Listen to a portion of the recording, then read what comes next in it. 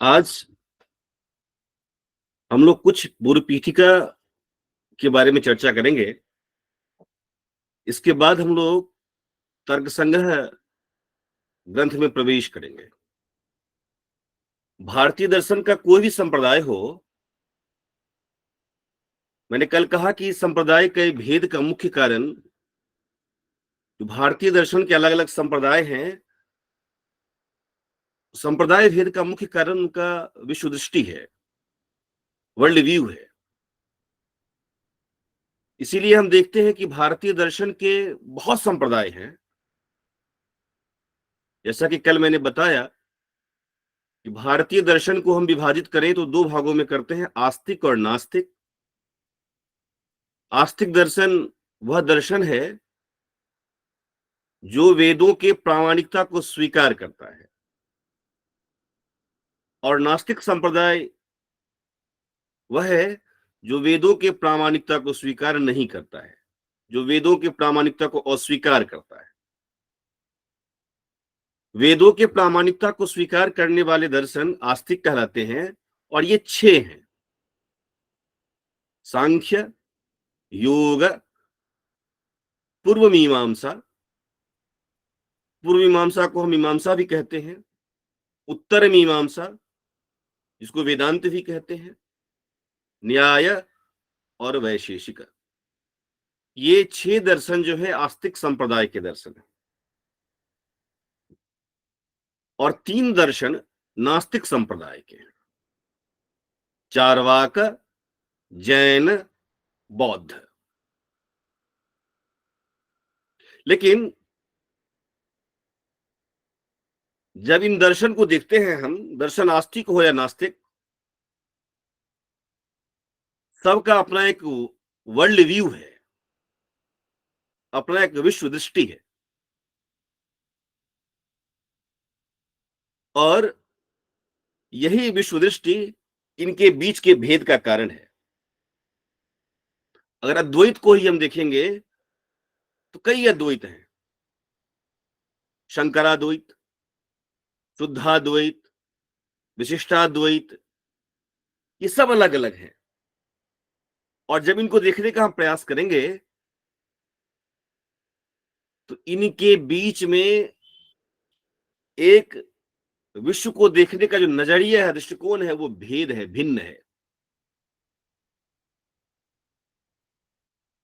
मैंने कहा कि न्याय दर्शन आस्तिक संप्रदाय का दर्शन है जो वेद की प्रामाणिकता को स्वीकार करता है। और हमारे मन में एक प्रश्न आता है कि हम न्याय दर्शन क्यों पढ़ें? न्याय दर्शन का उद्देश्य क्या है?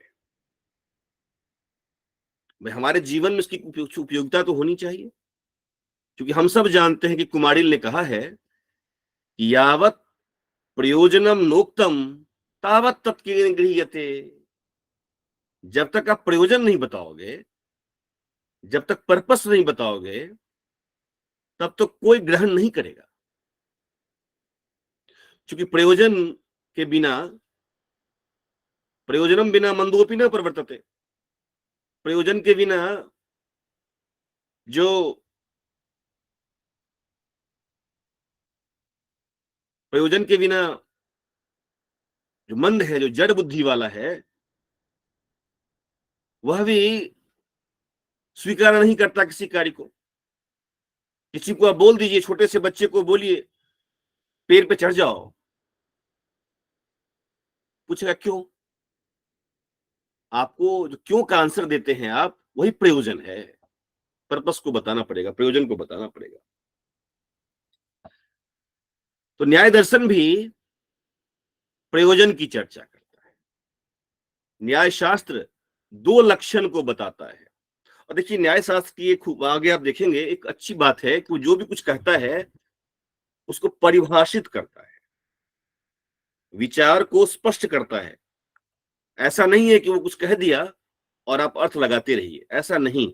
वो जो भी कुछ कहेगा उसकी परिभाषा देगा। तो न्याय दर्शन के 2 उद्देश्य, 2 लक्ष्य की बात करता है। कहता है न्याय दर्शन से क्या होगा, उसका अध्ययन करने से क्या क्या फल मिलेगा, क्या प्रयोजन है। तो कहता है कि जिस प्रकार से वैदिक शास्त्र, कोई शास्त्र हो, किसी भी शास्त्र को हम पढ़ते हैं, उसका जो प्रयोजन है और सभी प्रयोजन को सर्वे करके एक उसको थ्योराइज करता है, सूत्र में लाता है और कहता है न्याय दर्शन दो तरह के लक्ष्य वो प्राप्त कर सकता है लोग न्याय दर्शन को पढ़कर। क्या? एक कहता है अभ्युदय, मैं शेयर करता हूं, स्क्रीन शेयर करता हूं।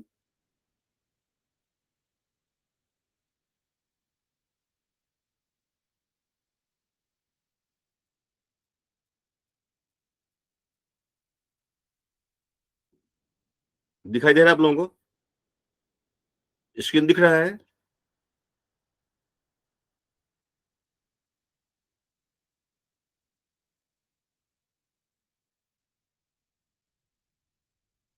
स्क्रीन दिखाई दे रहा है? नो?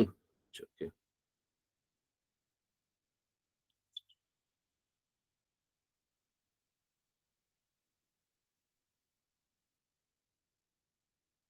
आप दिख रहा है?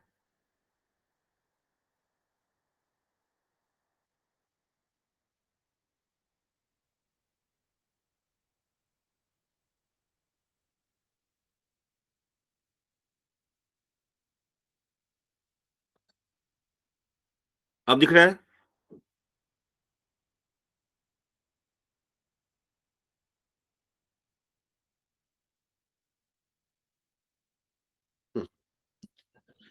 तो न्याय दर्शन दो तरह के प्रयोजन की बात करता है। एक कहता है अभ्युदय,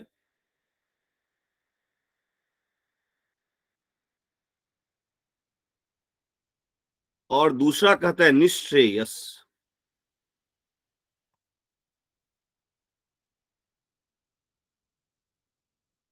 दो तरह के प्रयोजन की बात करता है। अभ्युदय और निश्रेयस क्या है,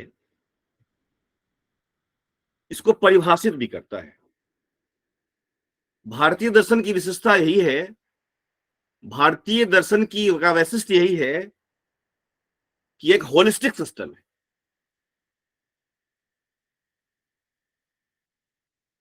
प्रत्येक क्रिया हम जब कोई भी काम करते हैं तो किसी न किसी लक्ष्य की प्राप्ति के लिए करते हैं। लक्ष्य के बिना हम कुछ भी काम नहीं करते हैं। इस बात को कुमारिल ने कहा है, यावत प्रयोजनम नुक्तम तावत तत्कीन गृह्यते। There should be value in purpose, achieve something, impulse. कुछ अचीव करेंगे, कुछ प्राप्त होगा, यह हमें प्रेरित करता है किसी प्रयोजन में, किसी कार्य में। प्रयोजन ही हमें किसी कार्य में प्रेरित करता है। तो हम जो ये दर्शन पढ़ रहे हैं, इसका अंत क्या, क्या है, प्रयोजन क्या है? पहला कहता है अभ्युदय। अभ्युदय क्या है? अभ्युदय के बारे में कहता है अभ्युदय के बारे में कहता है इतर इच्छा अधीन इच्छा विषयत्वम। इतर इच्छा अधीन इच्छा विषयत्वम। इतर इच्छा अधीन इच्छा विषयत्व। ये जो अभ्युदय है, ये व्यक्ति के जीवन का प्रारंभिक लक्ष्य है, प्राथमिक लक्ष्य है। हमें घर बनाना है, मान लीजिए हमें घर बनाना है, तो घर बनाने की मुझे इच्छा है, घर बनाने की मुझे इच्छा है। तो घर बनाने की इच्छा जो है, इस इच्छा के अधीन है, ये इच्छा जो है अधीन है किसके? पैसे कमाने की, पैसे कमाने की इच्छा से। हम जो जीवन में, मुझे घर चाहिए, घर चाहिए, घर बनाने की जो इच्छा है, ये घर बनाने की इच्छा पैसे की इच्छा को नियंत्रित करता है। हम एक सुंदर घर बनाना चाहते हैं, जो ये जो इच्छा है घर बनाने की, ये इच्छा किसी अन्य इच्छा को नियंत्रित करता है। पैसे प्राप्त होंगे, घर बन जाएगा। ये अभ्युदय की श्रेणी में आता है। ऐसा नहीं है कि दर्शन केवल मुक्ति की बात करता है, कहता है कि अभ्युदय की भी बात करता है, और अभ्युदय को परिभाषित कर दिया कि हमारे जीवन में जो कुछ इच्छा है इसको हम पूर्ण करना चाहते हैं, पूर्ति करना चाहते हैं, उस इच्छा की पूर्ति के द्वारा कुछ और दूसरी इच्छा नियंत्रित होती है, और जब एक इच्छा की पूर्ति दूसरे इच्छा के अधीन हो तो ये अभ्युदय की श्रेणी में आता है।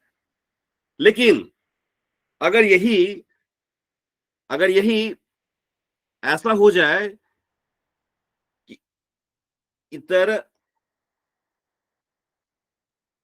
इच्छा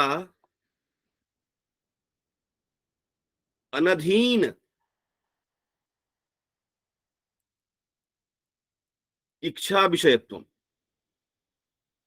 जब ऐसा हो जाए कि हमारा कोई इच्छा है, हमारा कोई इच्छा का जो विषय है, ये इच्छा का विषय दूसरे भी इच्छा से कंट्रोल न हो, हम जो चाह रहे हैं वो किसी अन्य इच्छा से कंट्रोल न हो। जब आत्म साक्षात्कार की, जब खुद को जानने की बात होती है, आत्म साक्षात्कार की बात होती है, स्वयं को जानने की बात होती है, उसके बाद किसी कोई इच्छा बच नहीं जाता है। अब देखिए कि ये जो इच्छा है, ये जो लक्ष्य है दर्शन शास्त्र का, अभ्युदय और निश्रेयस, ये केवल न्याय शास्त्रियों का नहीं है, वेदांती का भी यही लक्ष्य है, अद्वैती का भी यही लक्ष्य है, और नैयायिक का भी यही लक्ष्य है। तो भारतीय दर्शन यूनिक है, अद्वितीय है, कारण ये जीवन के चरम लक्ष्य के बारे में सोचता है। Going back to your own form तदा द्रष्टु स्वरूपे अवस्थानम, अपने आप में लौटना। निश्रेयस के बाद दृष्टा अपने स्वरूप में लौट जाता है। आगे हम देखेंगे इन सब बातों को, केवल मैं अभी चर्चा कर रहा हूं कि न्याय शास्त्र को आप अलग से मत पढ़िए। सभी दर्शन कैसे भेद रहते हुए भी कैसे आपस में मिले हुए हैं, ये दिखने की आवश्यकता है। निश्रेयस के बाद दृष्टा अपने स्वरूप में लौट जाता है। हम कह सकते हैं, इसीलिए हम कहते हैं कि जो न्याय दर्शन है उसकी भी वेद में आस्था है, योग की भी वेद में आस्था है, वेदांत की भी वेद में आस्था है। 9वीं शताब्दी में, इसीलिए 9वीं शताब्दी में कश्मीर में एक हुए लॉजिशियन जयंत भट्ट। जयंत भट्ट एक हुए नैयायिक।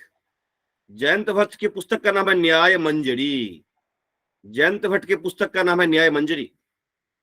जयंत भट्ट 9वीं शताब्दी में कश्मीर में हुए।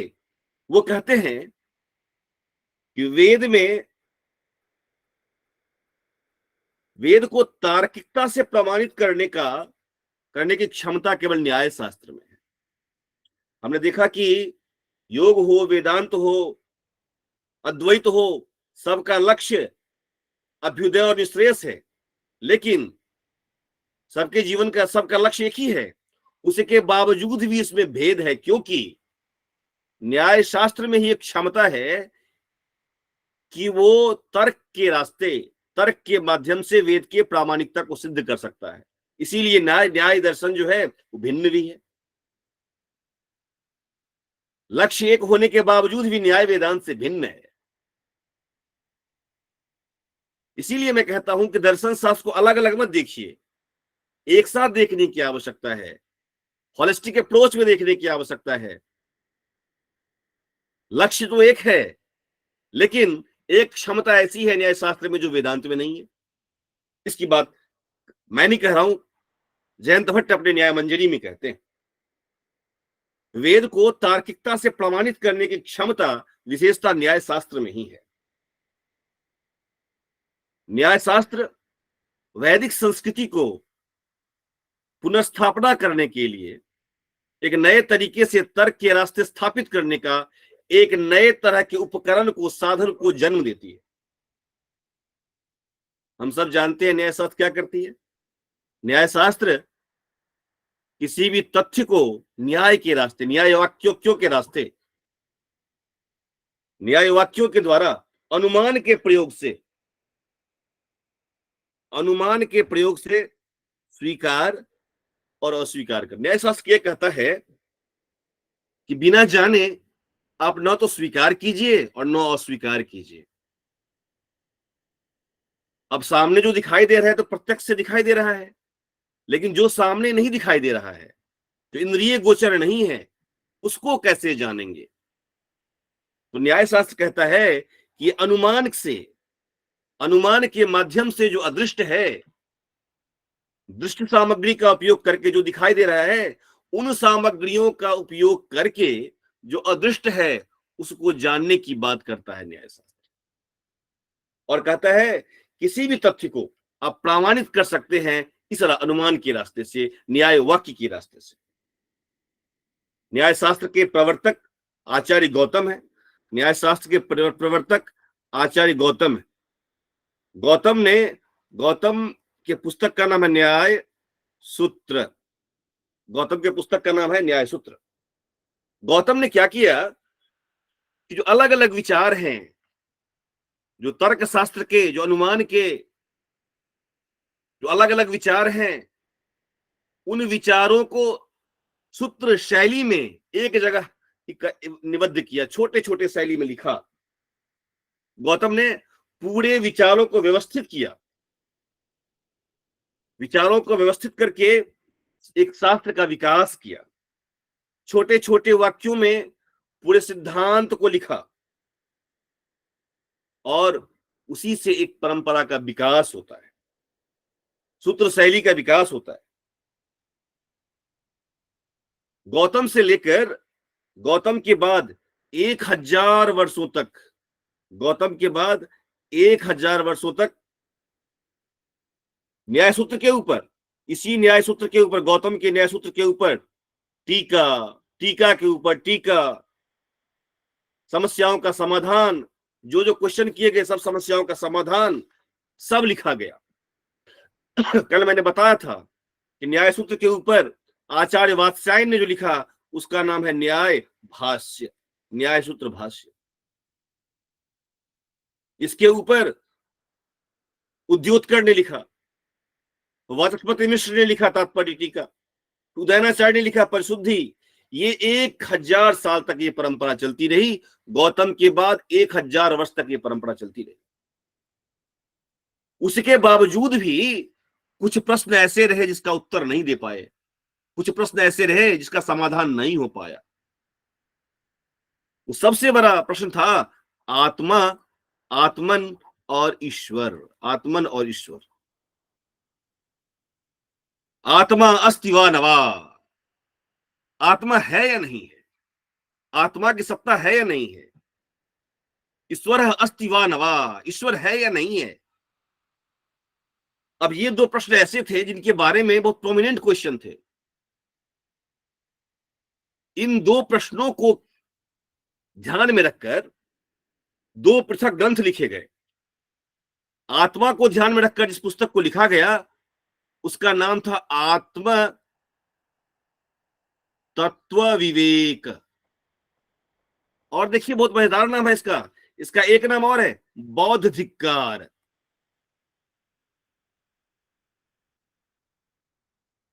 आत्मा को केंद्र में रखकर जिस पुस्तक को लिखा उदयनाचार्य ने उसका नाम है आत्म तत्व विवेक, और इसका नाम एक और है बौद्धिकार। क्योंकि सबसे ज्यादा आत्मा है या नहीं है, आत्मा नहीं है, ये बौद्ध दर्शन स्थापित करना चाहता था। उदयनाचार्य ने आत्मा को निरस्त करने के लिए, आत्मा की सत्ता को समाप्त करने के लिए जितने भी तर्क दिए गए बौद्धों के द्वारा, उन बौद्धों का खंडन कर दिया। इसीलिए कहते बौद्ध धिक्कार। इसे ग्रंथ लिखने के बाद बौद्ध के सारे तर्क ध्वस्त हो गए, बौद्ध को धिक्कार है, ऐसा कुछ सोचकर उन्होंने इसका नाम रखा।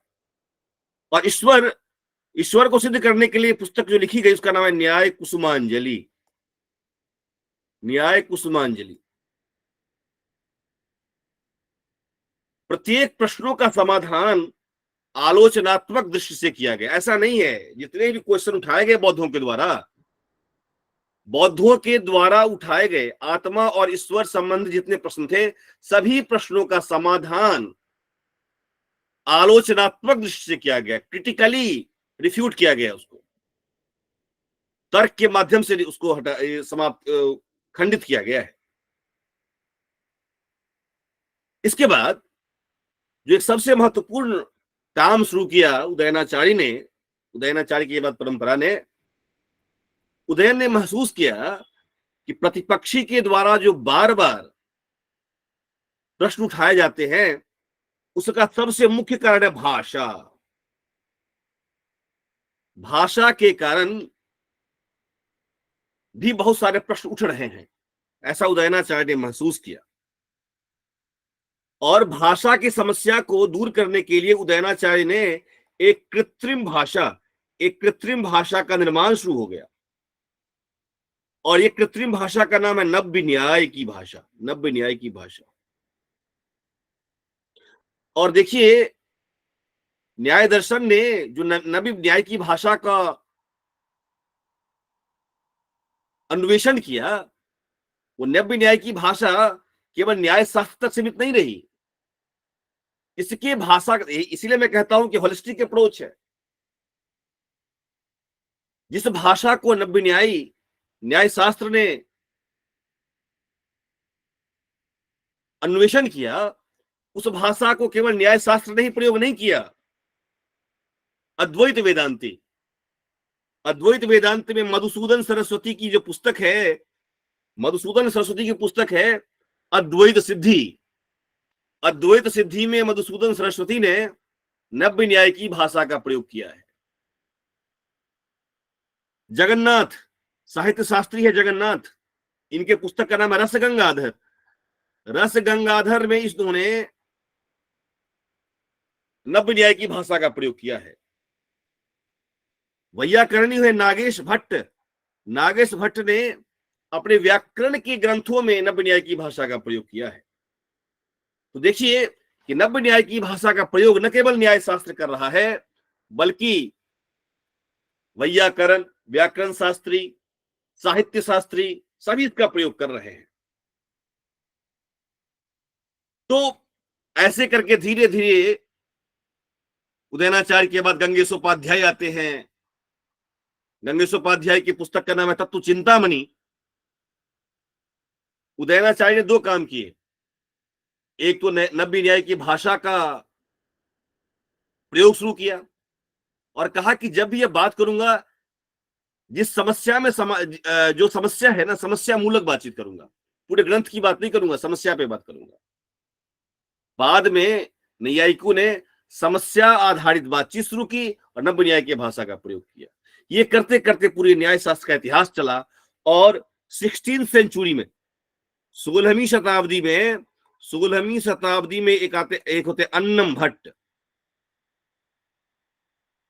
16वीं शताब्दी में अन्नम भट्ट ने तर्क संग्रह की रचना की।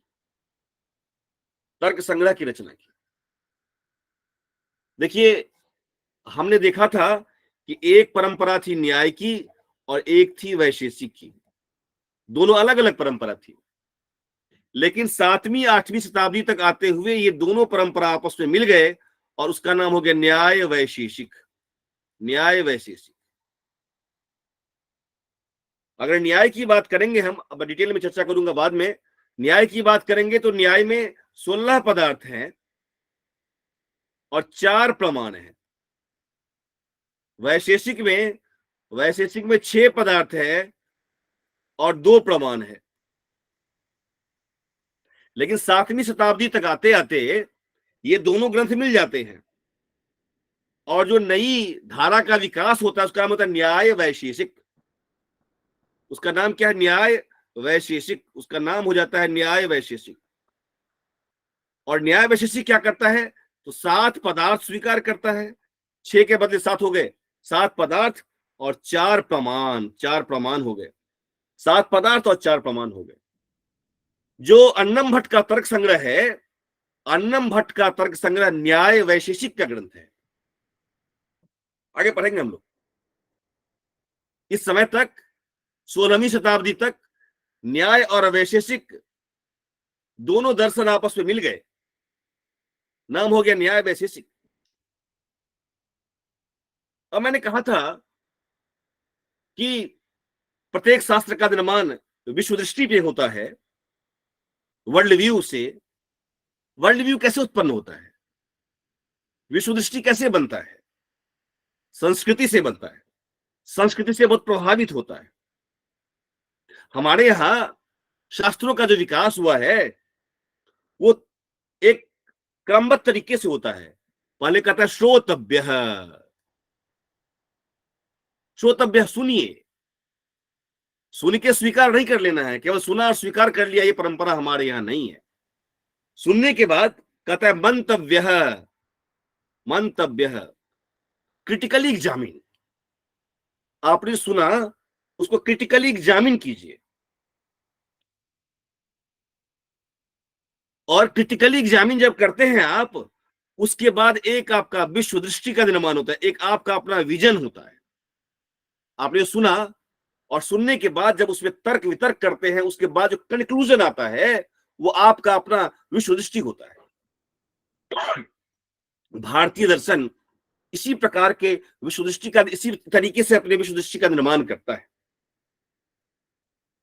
जैसे हम देखते हैं, कहा गया एकम सद विप्रा बहुधा वदंती, एकम सद विप्रा बहुधा वदंती, बहुधा वदंती। भाई सत्य जो है एकम सद विप्रा, भाई सत्य जो है केवल एक है, लेकिन बहुधा वदंती, भिन्न भिन्न नाम से जाने जाते हैं। देखिए मैं आप बताता हूं कैसे कैसे दर्शन शास्त्र या कोई हमारे यहाँ विश्व दृष्टि का निर्माण कैसे हुआ है। ध्यान रखिएगा, हमारे यहाँ विश्व दृष्टि का निर्माण कैसे हुआ है। हम सुनते हैं, वैदिक वाक्यों को सुनते हैं, श्रुति वाक्यों को सुनते हैं, और श्रुति वाक्य को सुनने के बाद उसको क्रिटिकली एग्जामिन करते हैं, और क्रिटिकली एग्जामिन करने के बाद जो कंक्लूजन निकलता है, उस कंक्लूजन पे हम लोग कंसंट्रेट करते हैं, वो हमारा विश्व दृष्टि होता है। जैसे कहा गया, मैंने कहा अभी, कहा गया एकम सद विप्रा बहुधा वदंती। इसका मतलब क्या है?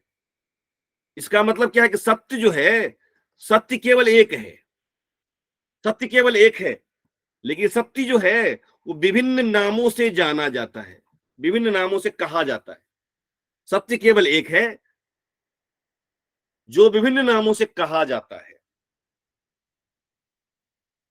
लेकिन उपनिषद काल में क्या कहते, उपनिषद काल में क्या हो गया हो, कहते एको हम बहुश्याम, बहुश्याम प्रजायेय। एको हम, सत्य केवल एक है, एको हम, सत्य केवल एक है, बहुश्याम प्रजायेय। अब देखिए बहुश्याम प्रजायेय, ये जो है इसकी व्याख्या अलग अलग तरीके से की गई। सत्य केवल एक होता है, यहां तक तो ठीक है, लेकिन एक ने व्याख्या की बहुश्यामा प्रजायेय, अर्थात एक ने व्याख्या की कि बहुतों में आभासित होता है, और इसकी दूसरी व्याख्या जो आई वो क्या, जो बहुत हो जाता है। अब देखिए, एको हम, यहां तक तो ठीक है, बहुश्यामा प्रजायेय, जब इसके बारे में लोगों ने सोचना शुरू किया तो एक मत हुआ कि बहुतों में आभासित होता है। सत्य केवल एक है जो बहुतों में आभासित होता है, मतलब सत्य केवल एक है, लेकिन ये जो बहुत दिखाई दे रहे हैं आपको, ये आभास है, ये अनित्य है। एक मत तो यह हो गया कि सत्य केवल एक है, लेकिन जगत में जो आपको नाना तो दिखाई दे रहा है, जगत में जो आपको भेद दिखाई दे रहा है, यह भेद आभास मात्र है। लेकिन दूसरों ने कहा नहीं, सत्य केवल एक है और वह एक बहुत हो जाता है। मतलब ये जगत में जो आपको नाना तो दिख रहा है, जगत में जो आपको भेद दिख रहा है, वह भी सत्य है। अब देखिए कैसे चेंज हो गया। इससे क्या निकला कंक्लूजन? इस वाक्य की व्याख्या से क्या निकला कंक्लूजन? इस वाक्य की व्याख्या से जो कंक्लूजन निकला वो यह है कि कारण, ये तो क्लियर है कि कारण मात्र एक है, कारण मात्र एक है। लेकिन वो जो कारण मात्र एक है, वो कारण जब कार्य में बदलता है तो क्या होता है? एक ने कहा कि कारण जो कार्य में बदलता है वो आभास है, और एक ने कहा कारण जो कार्य में बदलता है वो सत्य है। तो इससे दो दर्शन का निर्माण हुआ। जिसने कहा कि जगत असत है, जगत मिथ्या है, ब्रह्म सत्यम, देखिए ब्रह्म सत्यम जगन मिथ्या, ब्रह्म एक है वो सत्य है। लेकिन जगत जो है ब्रह्म के माध्यम, ब्रह्म से जो जगत उत्पन्न हो रहा है, जगत अनित्य है, ये शंकर ने कहा। एक निकल गया। और दूसरा ने कहा कि जगत एक तो है, कारण एक है, लेकिन ये कारण जब बहुत हो जाता है, वो वल्लभ ने कहा, शुद्धाद्वैत ने कहा। तो देखिए कैसे एक वाक्यों के चिंतन से कैसे अलग अलग दर्शन का निर्माण हो जाता है। एक कहता, एक मानता है विकृत परिणाम, एक मानता है अविकृत परिणाम। चैतन्य का वो कहता है, इसकी बात हम आगे करेंगे, कि कहता है कि ब्रह्म में एक माया में एक शक्ति है जो जगत के मिथ्यात्व को सिद्ध कर, जगत के नानात्व को बनाता है, लेकिन वो मिथ्या है। ये बात कहता है, इसकी बात हम बाद में करेंगे, इसको देखेंगे अभी। लेकिन जैसे हमने देखा कि एक ने कहा कि कारण एक है, लेकिन ये कारण से जो नानात्व हो रहा है, नाना जो हो रहा है, नानात्व हो रहा है, यहां भी नानात्व हो रहा है, नानात्व हो रहा है। एक ने कहा एक है, ये इससे जगत में नाना तो हो रहा है, भेद तो दिखाई दे रहा है, लेकिन वो भेद कैसा है? आभास मात्र है, ये अनित्य है। एक ने कहा एक है, लेकिन जगत ये भी सत्य है और ये भी सत्य है। इसको मैं अगर ड्रॉ करूं, कंक्लूजन के रूप में देखूं, तो एक ने कहा कि वन, कारण क्या है? एक, कार्य क्या है? अनेक। एक ने कहा कारण जो है, कारण तो सत्य है, प्लस, प्लस मतलब सत्य, लेकिन जो कार्य है, ये कार्य असत है। Plus one minus many. Plus one का मतलब एको हम, एक है, बहुश्यामा प्रजायेय, बहुत तो बनता है, लेकिन वो बहुत कैसा है? अनित्य, वो आभास मात्र है। इस शंकर का फिलॉसफी है प्लस वन माइनस मेनी। कारण एक है और प्लस का मतलब सत्य। कारण एक है लेकिन सत्य है। कार्य कैसा है? अनेक है लेकिन असत्य है। Plus one minus many. अगर इसकी व्याख्या मैं करूं, वन और मेनी की अगर मैं व्याख्या करूं, तो कहता one, one appears in many, one appears in many।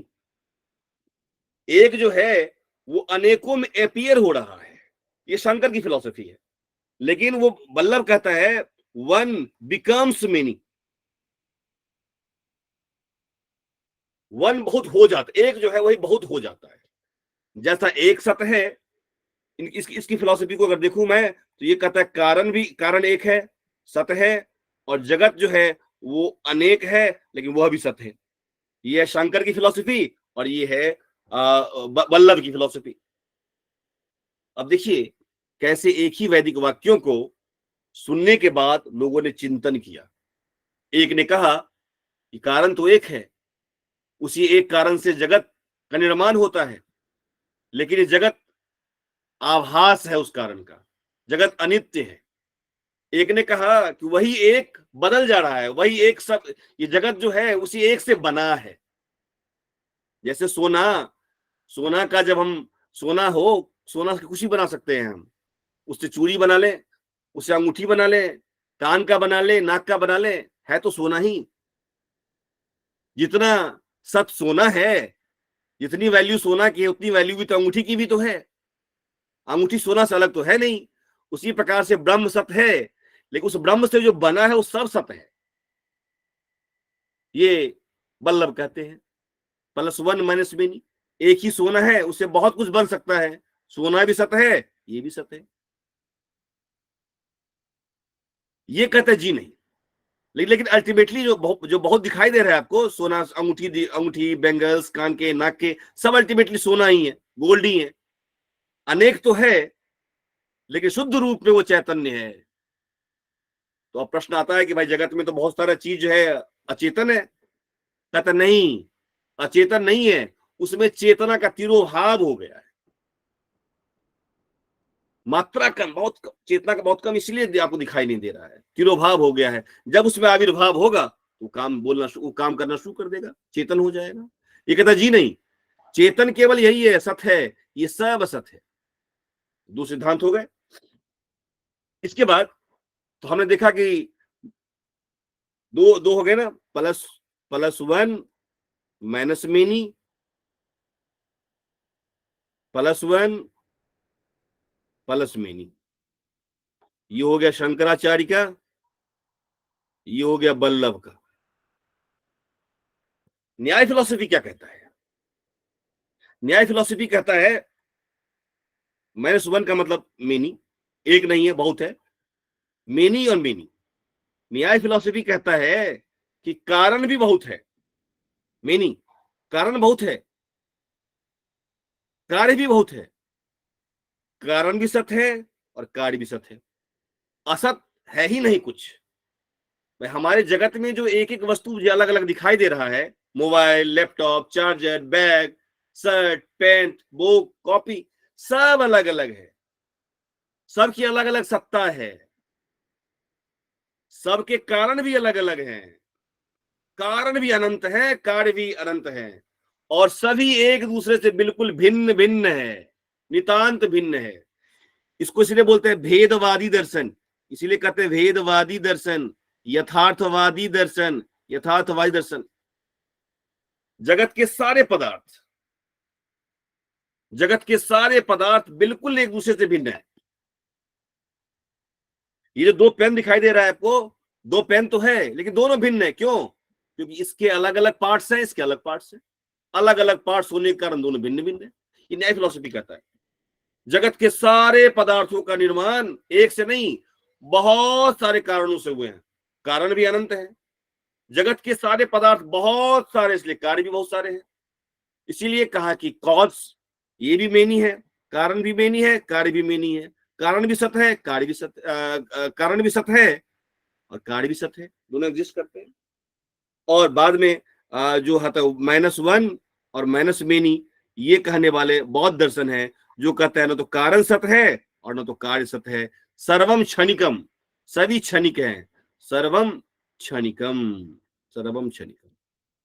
तो देखिए, वन और मेनी से अगर प्रोबेबिलिटी निकालेंगे तो 4 ही सेट बनते हैं, और इसी 4 सेट जो है वन और मेनी, इसी से भारतीय दर्शन के सभी संप्रदायों की व्याख्या हो जाती है।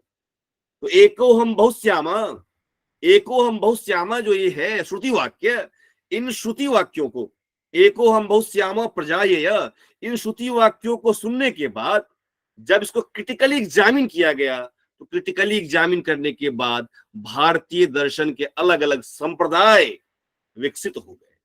हम देखते हैं कि एको हम बहुत श्यामा की व्याख्या शंकर अपने अनुसार से करता है, वल्लभ अपने अनुसार से करता है, न्याय अपने अनुसार से करता है, और बौद्ध अपने अनुसार से करता है।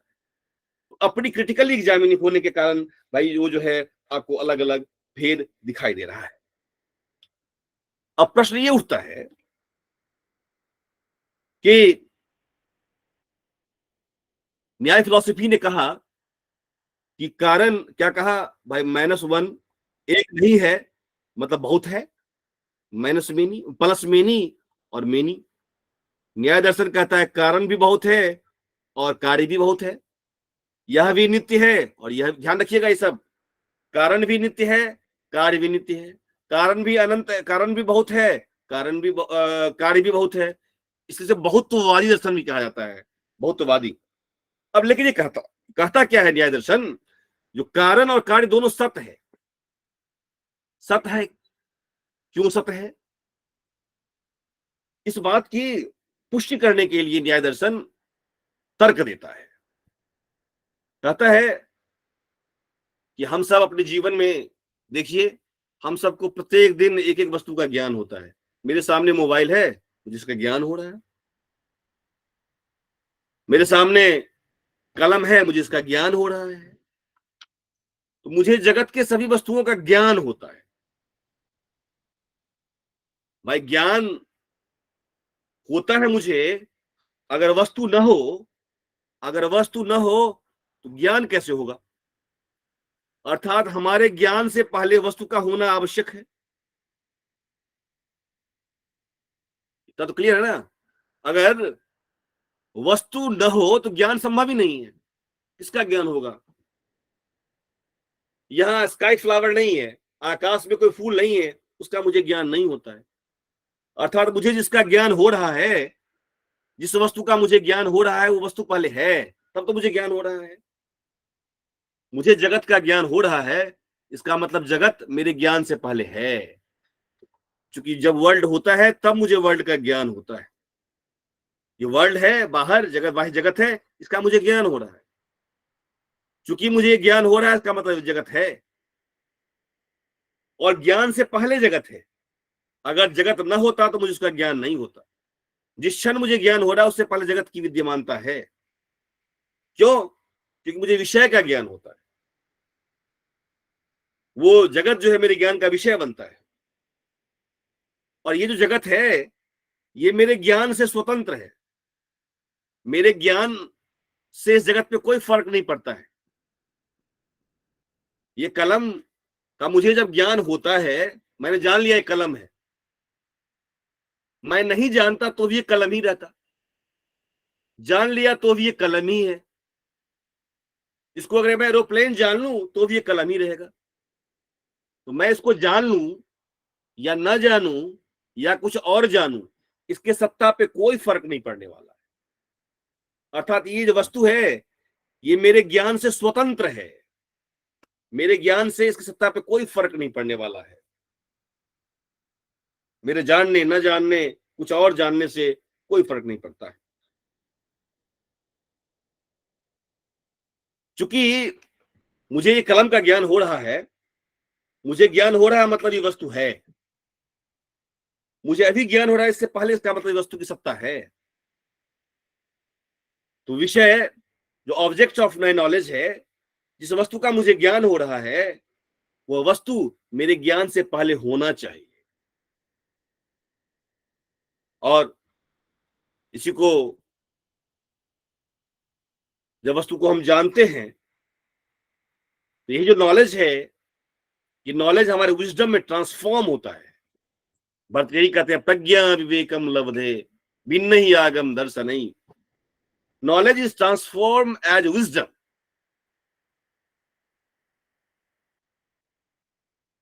किसी अन्य दर्शन से, अन्य शास्त्रों के माध्यम से सब सोचा जाए, वो हमारे विवेक उत्पन्न करता है। न्याय दर्शन में जो ज्ञान है वो निराकार है। ज्ञान का कोई आकार नहीं है, निराकार है। आत्मा व आर्य द्रष्टव्य है, हमारे जीवन का लक्ष्य है आत्मा व आर्य द्रष्टव्य है। देखें, तो जगत में, हमारे आसपास जो जगत है, उस जगत में नानात्व है, भेद है, अलग अलग वस्तु है, भिन्न भिन्न वस्तु है। अगर उन वस्तुओं को हम देखें, जो जगत है, जगत की वस्तुओं को हम देखें, तो जगत में दो प्रकार की वस्तु है, आत्मा और अनात्मा।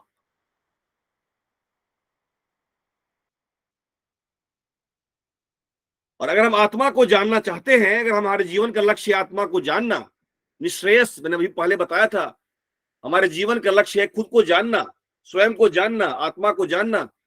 अगर आत्मा को हम जानना चाहते हैं, तो आत्मा को हम अनात्मा को बिना जाने, अनात्मा को बिना जाने आत्मा को नहीं जान सकते।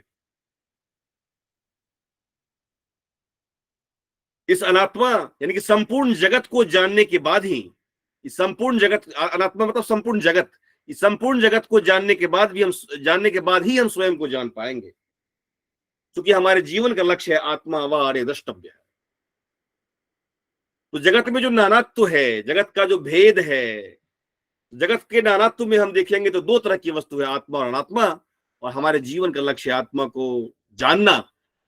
आत्मा को तभी हम जान पाएंगे जब अनात्मा को जानेंगे। और अनात्मा मतलब जगत, जगत को जाने बिना आत्मा को नहीं जान पाएंगे। और यही हमारे तर्क संग्रह का उद्देश्य है कि आपको अनात्मा और आत्मा का ज्ञान करवाए।